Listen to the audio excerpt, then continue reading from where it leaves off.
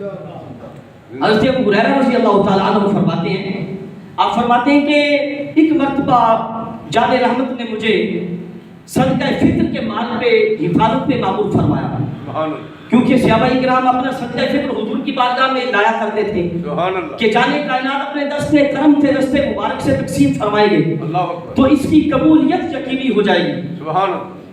صحابہ کرام اپنے صدقہ فطر، اپنے صدقات خیرات بارگاہ عالیہ میں لایا کرتے تھے۔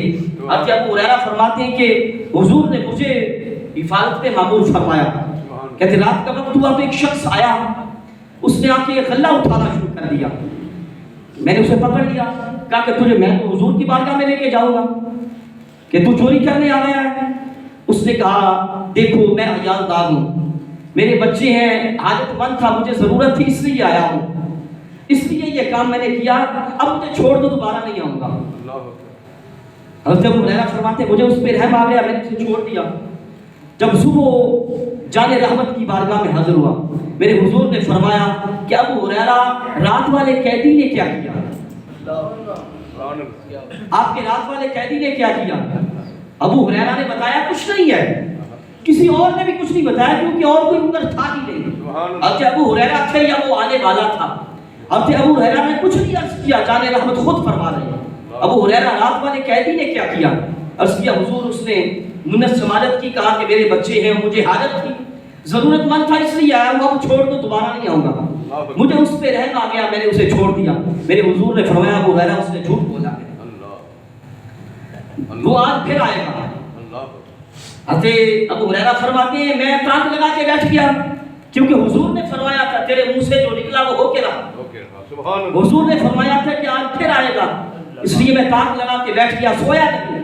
جب رات ہوئی تو وہ پھر آ گیا، کہ تو اس نے پھر گلا اٹھانا شروع کیا، میں نے اسے پکڑ لیا کہ تو کہہ کے گیا تھا کہ پھر نہیں آؤں گا، مگر آج پھر آ گیا ہے۔ اس نے پہلے کی طرح منت سماجت کی کہ میرے بچے ہیں، میں عیال دار ہوں، حاجت مند تھا اس لیے آیا ہوں، اب چھوڑ تو پھر نہیں آؤں گا۔ کہتے مجھے اس پہ رحم آ گیا، میں نے اسے پھر چھوڑ دیا۔ جب صبح پھر جان رحمت کی بارگاہ میں حاضر ہوا تو جانے جانا نے فرمایا تو ہو رہا آپ کے رات والے قیدی نے کیا کیا؟ پھر عرض کیا حضور اس نے پہلے کی طرح منت سماجت کی، مجھے اس پہ رحم آ گیا، میں نے اسے چھوڑ دیا، اس نے کہا تھا پھر نہیں آؤں گا۔ میرے حضور نے فرمایا ہو رہا اس نے جھوٹ بولا ہے، آج پھر آئے گا۔ حضرت ابو ہریرہ کہتے ہیں پھر میں تاک لگا کے بیٹھ گیا، تیسری رات پھر آیا جس طرح حضور نے فرمایا تھا۔ کہتے اس نے پھر گلا اٹھانا شروع کر دیا، میں نے اسے پکڑ لیا کہ اب تو جو حضور کی بارگاہ میں لے کے جاؤں گا، کیونکہ تو کہہ کے بھی جاتا ہے کہ پھر نہیں آؤں گا مگر پھر آ جاتا ہے۔ تو کہتے اس نے کہا کہ تجھے چند کلمات بتاتا ہوں، مجھے اس بارگاہ میں نہ لے کے جانا، چند کلمات بتاتا ہوں، جب رات کو بستر پہ آؤ سونے کے لیے وہ کلمات پڑھ لیا کرنا، اللہ کی طرف سے ساری رات فرشتہ تمہاری حفاظت کرے گا، ساری رات شیطان تمہارے قریب نہیں آئے گا۔ حضرت ابو ہریرہ نے فرمایا ہاں بتاؤ، تو اس نے کہا کہ یہ آیت الکرسی جو ہے یہ سونے سے پہلے پڑھ لیا کرو، جب سونے کے لیے بستر پہ آؤ تو یہ آیت الکرسی پڑھ لیا کرو، فرشتہ ساری رات تمہاری حفاظت کرے گا، شیطان تمہارے قریب نہیں آئے گا۔ حضرت ابو ہریرہ فرماتے ہیں پھر جب اس جان رحمت کی بارگاہ میں حاضر ہوا تو آقا کریم نے فرمایا کہ ابو ہریرہ تمہارے رات والے قیدی نے کیا کیا؟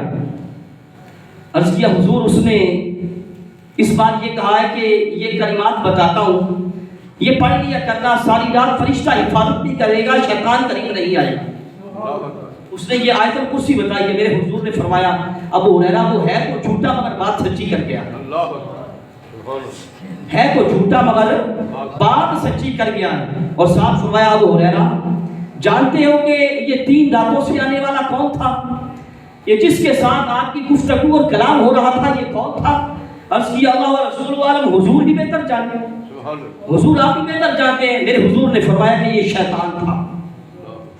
یہ 3 راتوں سے آنے والا کون تھا؟ یہ شیطان تھا۔ یہ ہے میرے حضور کا علم کہ آنے والے کو بھی جانتی آنے والا کون ہے اور پہلے اس کے آنے کی خبر بھی دے رہے ہیں، مگر یہ بھی میرے حضور کے علم کا کی حق نہیں ہے، کیونکہ جانے کائنات نے تو جنت میں جانے والوں کا بھی بتا دیا ہے اور دوزخ میں جانے والوں کا بھی بتا دیا۔